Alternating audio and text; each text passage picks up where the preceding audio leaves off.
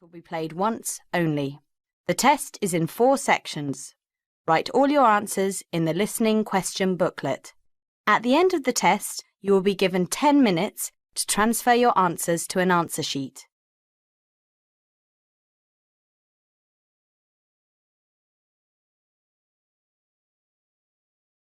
In this section, you are going to hear a conversation. First, you have some time to look at questions 1 to 7.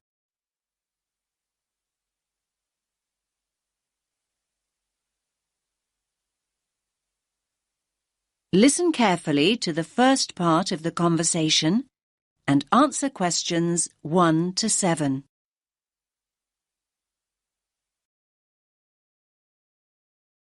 Rita speaking. What should I do for you? Oh, hi. I'd like to order some stationery. Could I know your name? Jackson Paris. Right. Can I just confirm your account number and the name of your company, Jackson? Sure. The number is 692411. 692411. Right. And you're from Rainbow Computer? No, the company is Rainbow Communications. Oh, OK. I'll just fix that on the system. Communications. And what would you like to order, Jackson? Envelopes. We need a box of A4, that is, normal size envelopes. White, yellow or manila? We'll have the plain white, please, but the ones with the little windows. OK, 1 box. A4, white. Just 1 box, was it? On second thoughts, make those 2 boxes. We go through heaps of envelopes. As a matter of interest, are they made from recycled paper? No, you can't get white recycled paper. The recycled ones are grey, and they're more expensive, actually. Right, we'll stick to white then. Something else, Jackson? Yes, we need some coloured photocopy paper. What colours do you have? We've got purple, light blue, blue, light green, whatever you want pretty much. There are 500 sheets on the pack. Let me see. We're going to need a lot of blue paper for our new price lists. So can you give us 10 packs, please? Make sure it's the light blue, though. 10 packs of the light blue. Anything else that we can help you with? Let me think. What else do we need? I'm sure there was something else. Pens, paper clips, fax paper, computer supplies, office furniture. Oh, yes. We need floppy disks. Do you have those nice coloured ones? Yes, but they're a bit more expensive than the black ones. That's all right. I'm not paying anyway. Right, floppy disks. What about diaries next year? We've got them in stock already, and it's a good idea to order early. No, I think we're all right for diaries, but something we do need is one of those big wall calendars. You know, one that shows the whole year at a glance. Do you stock those? We certainly do. OK, can you include a wall calendar then, with the other stuff? Just make sure it's got the whole year on the one side. Sure. Now you have some time to look at questions 8 to 10.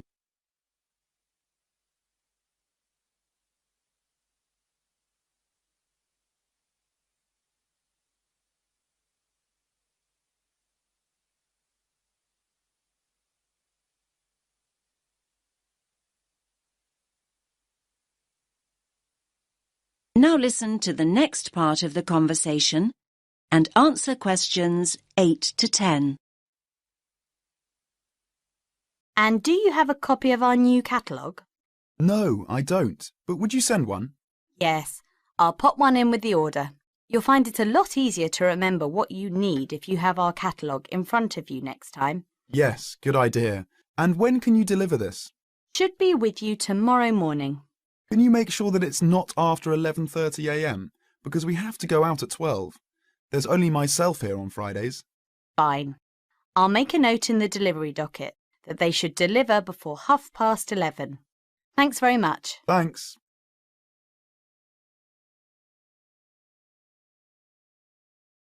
You now have half a minute to check your answers.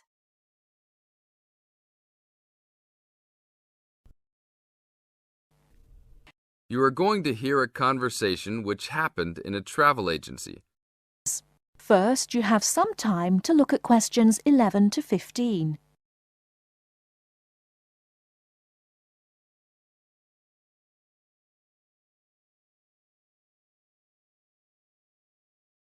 Now, listen carefully and answer questions 11 to 15. Hi. I would like to make a reservation for a round-trip plane ticket from London to New York. Welcome to the Student Travel Agency. London to New York. Let me see if we have any student specials for that flight. Yes, we do in fact. What days would you like to fly? I am looking for a flight around the 10th of October or so. And how about your return date? Ideally, the 31st of October. Let me check our computers to see if these dates are available. Are you looking for economy class or first class? Economy class will be just fine. We have an open flight on the 10th, but for your returning flight, the 31st of October is already fully booked. If you want to upgrade to first class, there are openings for the 31st. Just a few seats left, though. How much do I have to add for first class? First class will be around 20 to 25% more. Well, that is not worth it. I would rather just fly on another day. Do I have any other options? There are open seats back to London on the 1st of November. There are openings for first class that day too. No, I won't be able to do that because I have to work. Is there anything before the 31st? Maybe the 30th or 29th? Let me check. You can fly on the 29th, but not the 30th. The 29th is a little bit early. Is there any way I can be on a waiting list of some sort? Of course, but you should still confirm a return date just to be safe. OK. How about if I book a return date on the 29th and add my name to the waiting list for the 31st? Can I do that? Sure, I can do that for you. Do you also want to add your name on the waiting list for the 30th also? I would recommend this in the scenario that you do not get the flight for the 31st. That is a good idea. How much will the round trip cost? I will calculate your price for you. Your total will be £565, not including tax. Before you hear the rest of the talk, you have some time to look at questions 16 to 20.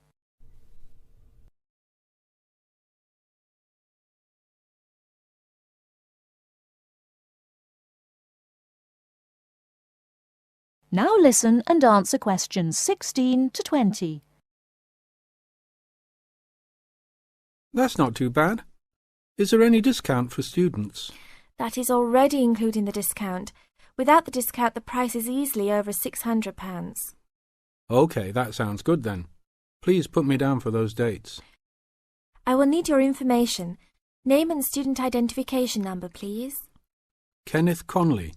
Student ID 92123020. Your phone number, please. 87052109. Please tell me your mailing address. 354 Westchester Drive, London. Thank you very much, sir. How would you like to pay for the ticket? I think I will pay in cash. Well, you don't need to pay right now, just when you come to pick up the tickets. You will need to pick up the tickets at least 2 weeks before departure. That is no problem. One quick question. What happens if for some reason I need to cancel my trip? The student discount tickets are unfortunately non-refundable. However, if your cancellation is before 24 hours of takeoff time, then you can reschedule your flight for another day. If the cancellation is within 24 hours, then you forfeit your ticket. I understand. Well, thank you very much. I will see you next week. See you then.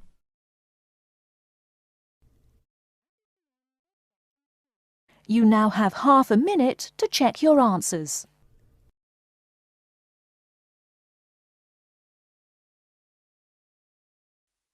You will hear a tutor giving advice to a student.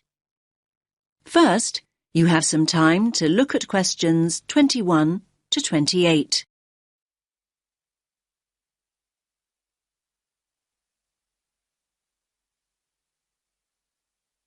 Listen carefully to the first part of the conversation and answer questions 21 to 28.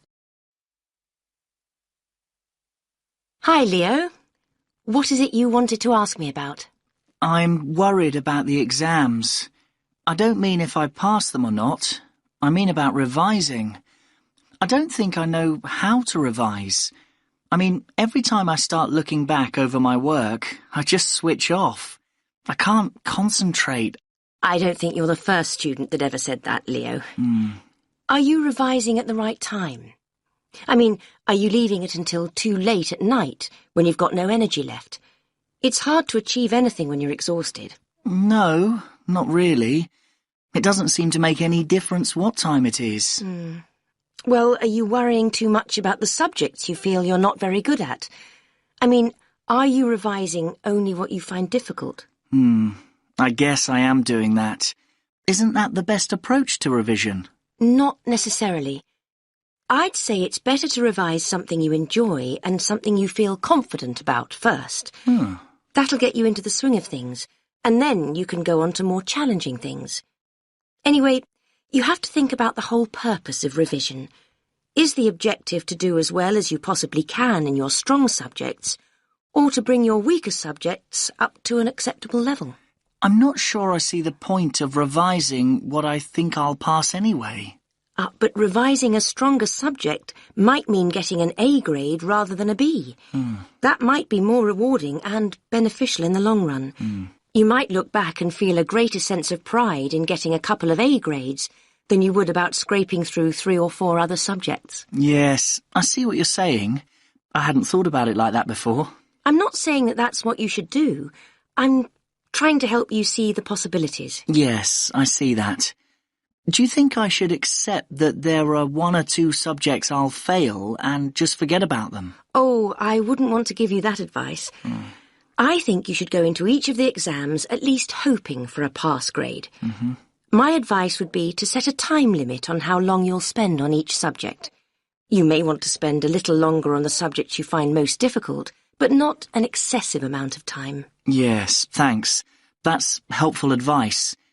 Do you have any more tips about how to go about the actual studying? I mean, how can I keep focused? Well, what sort of learner do you think you are? What do you mean? Well, if you're a visual learner, you like seeing things. From what I know of you, I think you probably are a very visual learner. So what does that mean in terms of revising?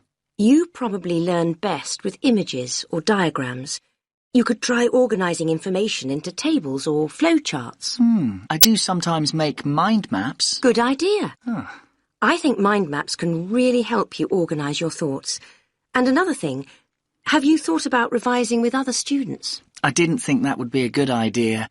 I mean, if I can't concentrate by myself, I certainly wouldn't be able to concentrate when there's another person there to distract me. Now you have some time to look at questions 29 and 30.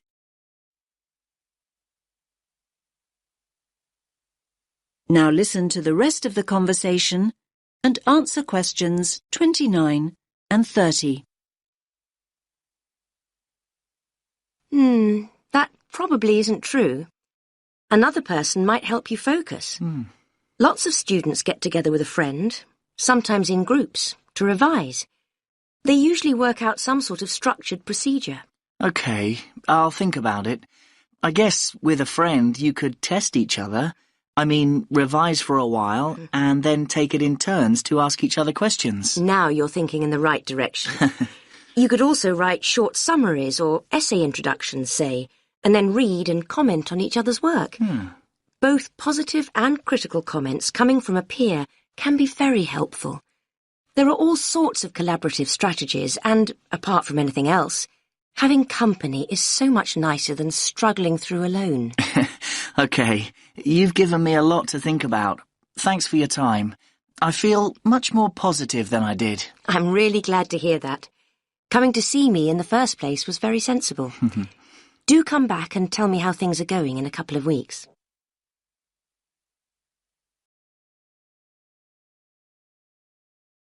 You now have half a minute to check your answers.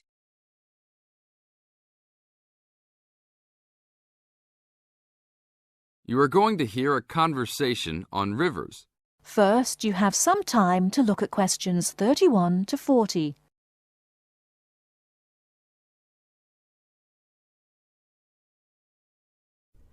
Now listen carefully and answer questions 31 to 40. Please tell me about the current state of the Amazon. We have increased deforestation, increased human population relating to deforestation, and a role of fire in the Amazon on a scale that's never been seen in history. At the same time, you can see progress in trying to counter that negative trend. How do you see this? We see this in the creation of national parks and indigenous areas, and efforts to fund sustainable development activities for locals. We see both good and the bad, and it's going to be a race to finish. I understand that you started the Minimum Critical Size of Ecosystems project. Could you tell me about it? A number of years ago, it became apparent that those practicing conservationists didn't have the scientific information available to properly design a conservation area. They didn't know how big it had to be, right? People were learning that as forests fragment, the fragments begin to shed species after they become isolated, so they end up becoming poor examples of what they had been. This relates to the size of the fragment. Do people still study this? Yes, there is a rich subfield of conservation biology that looks at the efforts of fragmentation. One of the consequences is a general policy response to set up protected areas that are fairly large, something on the order of 1,000 square kilometres. Can you talk a little bit more about the forest fragmentation? As habitats are destroyed, they are accompanied by habitat fragmentation. So when 50% of a forest is lost, the remaining 50% being is not one large block, but smaller pieces, which makes the conservation problem even worse than saying that 50% has been lost. And this affects not just forest, but species diversity, correct? In terms of species loss, we can't give you precise numbers about how many species are lost because of these fragmented landscapes, but we're beginning to get close to where we can make that estimation. And so one of the policy responses to all of this, beyond just trying to create large protected areas, is to try and reconnect the fragments. You've been active in many projects studying the Amazon region over the years. Can you tell us about that process of understanding the Amazon? When people first started looking at conservation priorities, there was not much information about the geography of plant and animal species. One of the first clues was an analysis done in 1969. This looked at bird species and found geographic clusters of species which occurred nowhere else. And those are priority areas for conservation. Was this when people began prioritising refuges? Yes, it was the first time that someone looked basin-wide at priorities, giving priority to so-called refugean areas. Was this when the new trend to use Geographic Information Systems, or a GIS, started? That was in 1990 after we worked out a whole set of biological and conservational priorities and produced a big map using GIS. What are some of the things that GIS does? Well, there are several advantages of using a geographic information system. First, you can continually update the system so that it's now a constantly changing picture. You can actually watch changes. Then you can include large amounts of data, including information about the vectors of development. Roads, railroads, pipelines, hydroelectric projects, etc. And finally, because it is accessible on the internet, it makes this information available to anyone who's interested. You now have half a minute to check your answers.